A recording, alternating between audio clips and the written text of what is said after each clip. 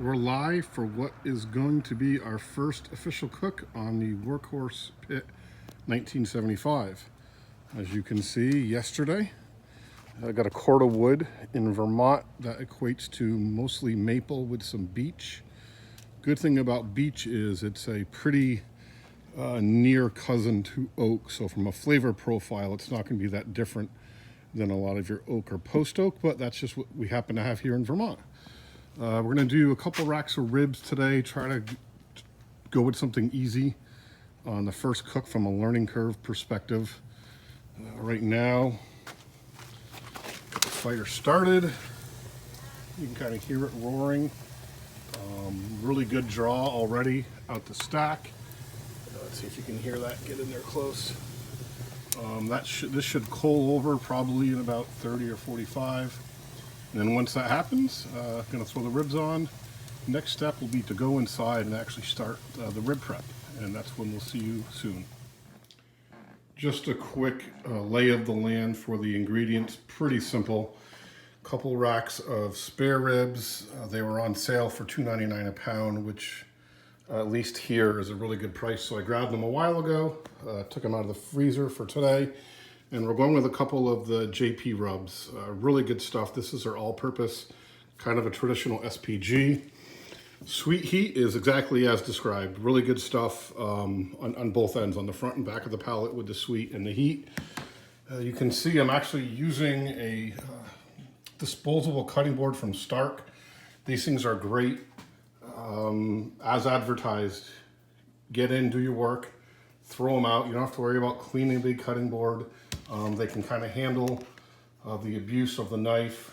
I'm going to be spritzing with a mix of ACV and water, and I threw a couple little dried chilies in there.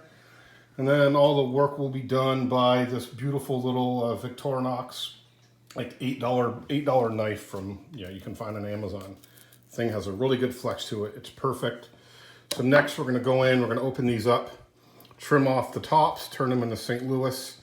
We will not discard the tops. We'll make rib tips out of those, and if there's a decent sized flap, heck, we'll even cook that for the chef's treat.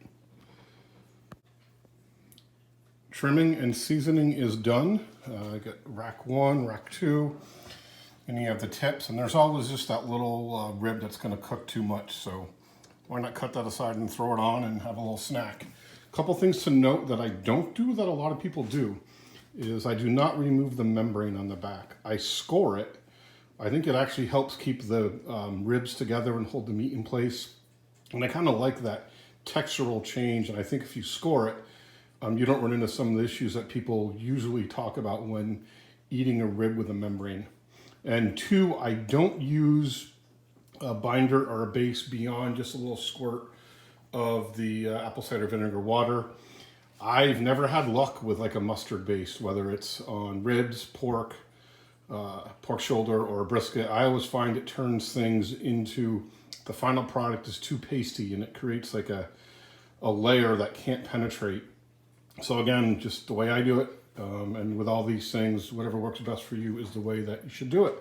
We're gonna go check on the coals, let these sit here and sweat for a bit, and be back shortly. All right, coals are ashed completely over. Just put a new split on. And we have the ribs and the etc. on the grill.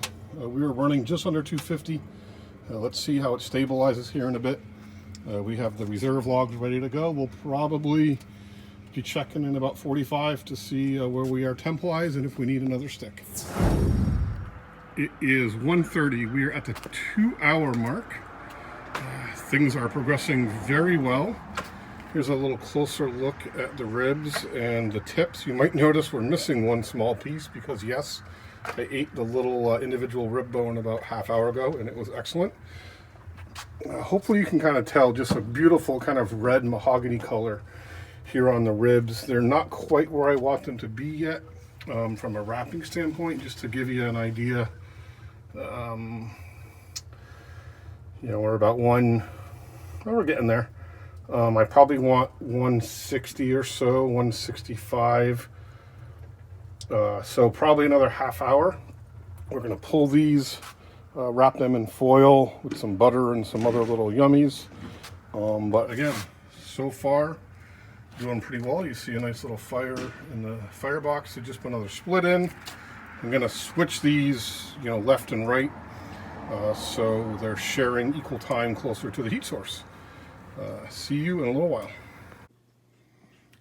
We just passed the 3-hour mark on the grill, and on the smoker, and you can see the bone starting to pop out.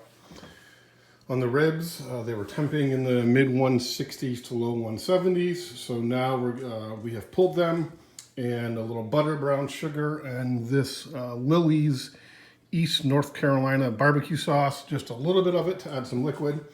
We're gonna go top side down. Then we will briefly season the bottom of the bone, the underside, put them back on the smoker probably for another hour to completion. We're here with the finished product. The light isn't great, so they look dark, but trust me, they're not as dark as they appear on camera. Total cook time was about 4 hours, 3 unwrapped, last hour wrapped. In the foreground, we have the SP&G rub, and in the background is the Sweet Heat. Just taking a look at these and just see, look at that. Smoke ring, I know there's a lot of debate and discussion about smoke rings, good, bad, otherwise, but either way, I think this looks really nice.